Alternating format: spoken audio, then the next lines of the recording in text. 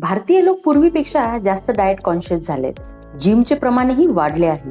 तरीही भारतात लठ्ठपणा, डायबिटीज आणि फॅटी लिव्हरचे प्रमाण एका महामारीसारखे का वाढते? नॅशनल फॅमिली हेल्थ सर्व्हेचा डेटा सांगतो की भारतातील दर 4 पैकी 1 प्रौढ व्यक्ती आज ओव्हरवेट किंवा लठ्ठपणाच्या श्रेणीत येतात. पण सर्वात धक्कादायक गोष्ट काय आहे माहिती आहे?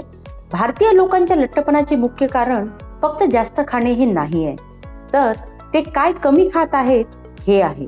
Indian council of medical research आणि राष्ट्रीय पोषण संस्थेच्या संशोधनानुसार सुमारे 70 ते 80% भारतीयांच्या शरीरात प्रोटीनची प्रचंड कमतरता आहे.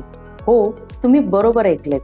भारतीय लोक नकळत एका अशा डाएटच्या ट्रॅपमध्ये अडकलेत जिथे शरीर आतून कमकुवत होत चाललंय आणि बाहेरून पोट व चरबी वेगाने वाढते. वैद्यकीय परिभाषेत याला सार्कोपेनिक ओबेसिटी किंवा थिन आउटसाइड फॅट इनसाइड असे म्हणतात. सर्वात आधी समजून घेऊया की भारतीय लठ्ठपणा हा पाश्चात्य देशांमधील लठ्ठपणापेक्षा कसा वेगळा आणि धोकादायक आहे.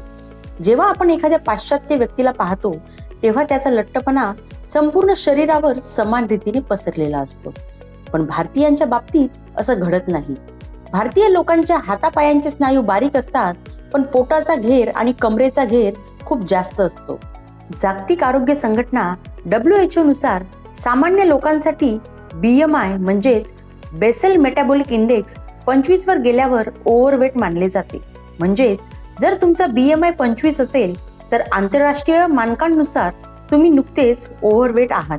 पण भारतीय जेनेटिक्स आणि शारीरिक रचनेनुसार तुम्ही आधीच लठ्ठ श्रेणीत पोहोचला आहात.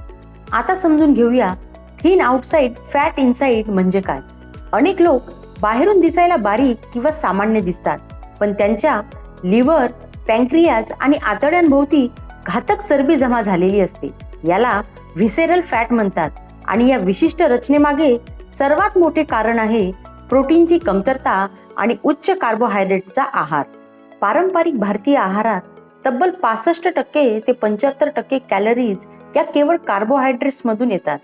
भात, पोळी, भाकरी, बटाटे, पोहे, उपमा इत्यादींमधून.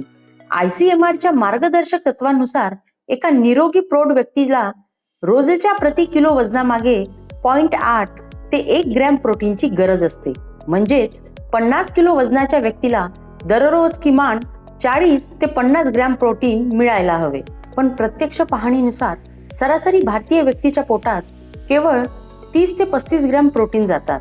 भारतीय लोक डाळ, दूध किंवा कडधान्य खातात, पण त्यातील प्रोटीनचे प्रमाण अत्यंत कमी असते आणि कॅलरीजचे प्रमाण जास्त असते.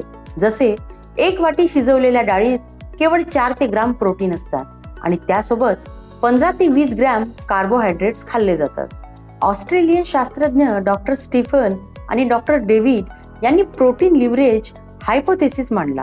हे संशोधन सांगतं की मानवी शरीर जोपर्यंत आपली दैनंदिन प्रथिनांची गरज पूर्ण करत नाही तोपर्यंत मेंदू भूक लागल्याची जाणीव करून देत राहतो. म्हणजेच जेव्हा तुमच्या आहारात प्रोटीन कमी असते तेव्हा तुमचे शरीर प्रोटीन शोधण्यासाठी पुन्हा पुन्हा भूक निर्माण करते.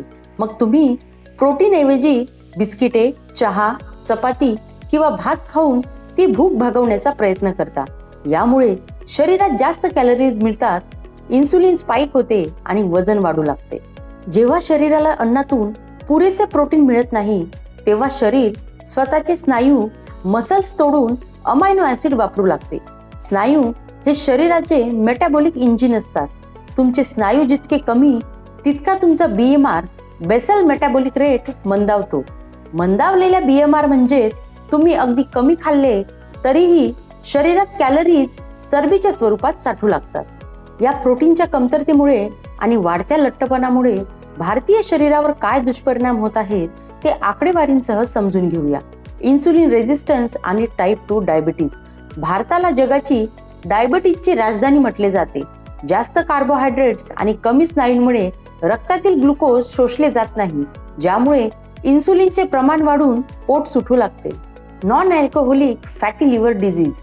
आजकाल दारू न पिणाऱ्या लोकांमध्येही फॅटी लिव्हरचे प्रमाण 30 ते 40% वाढले आहे.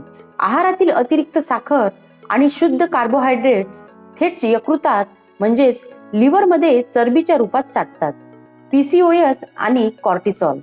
तरुण महिलांमध्ये PCOS आणि पुरुषांमध्ये लो टेस्टेस्टोरॉनचे प्रमाण वाढण्यामागे हीच चुकीची आहार पद्धती आणि ताणतणाव कारणीभूत आहेत.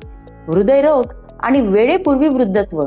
व्हिसेरल फॅटमुळे शरीरात नेहमी सूज राहते, ज्यामुळे अगदी 30 ते 40 वयोगटातील लोकांमध्येही हार्ट अटॅकचे प्रमाण वाढले आहे. आता सर्वात महत्त्वाचा प्रश्न, या समस्येतून बाहेर कसे पडायचे? हा लठ्ठपणा कमी करण्यासाठी उपाशी राहणे किंवा क्रॅश डाएट करणे हा उपाय नाही, तर डाएटचा समतोल सुधारायचा आहे. प्रोटीन इंटेक सुधारा. तुमच्या प्रत्येक मुख्य जेवणात सकाळचा नाश्ता, दुपारचे आणि रात्रीचे जेवण यांमध्ये किमान 15 ते 20 ग्रॅम प्रोटीनचा समावेश असावा. शाकाहारी लोकांसाठी पनीर, टोफू, सोया चंक्स, मोड आलेली कडधान्ये, डाळ, भात, सत्तू, बेसन, ग्रीक योगर्ट, दही आणि दुधाचे पदार्थ. आवश्यक असल्यास चांगल्या दर्जाचे व्हे प्रोटीन सप्लिमेंट्स. मांसाहारी लोकांसाठी अंडी, चिकन आणि मासे. Resistance training. फक्त कार्डिओ किंवा चालल्याने चरबीसोबत स्नायूही कमी होतात. आठवड्यातून 3 ते 4 दिवस वजन उचलणे, वेट ट्रेनिंग किंवा बॉडी वेट व्यायाम, पुशअप, स्क्वॅट्स करा. यामुळे स्नायू टिकून राहतील आणि मेटाबॉलिझम वेगाने काम करेल. अल्ट्रा प्रोसेस फूडवर बंदी. बिस्किटे, नमकीन, पॅकेज ज्यूस आणि शेव फरसाण हे दिसायला हलके वाटतात, पण ते रिफाईंड ऑइल आणि साखरेचे बॉम्ब असतात. ते पूर्णपणे टाळा. झोप आणि ताणतणाव व्यवस्थापन. रात्री 7 ते 8 तासांची शांत झोप आवश्यक आहे. झोप पूर्ण झाली नाही तर कॉर्टिसोल नावाचा स्ट्रेस हार्मोन वाढतो, जो थेट पोटावर चरबी साठवण्यासाठी काम करतो. मित्रांनो, लठ्ठपणा ही केवळ सौंदर्य किंवा दिसण्यापुरती मर्यादित गोष्ट नाही आहे.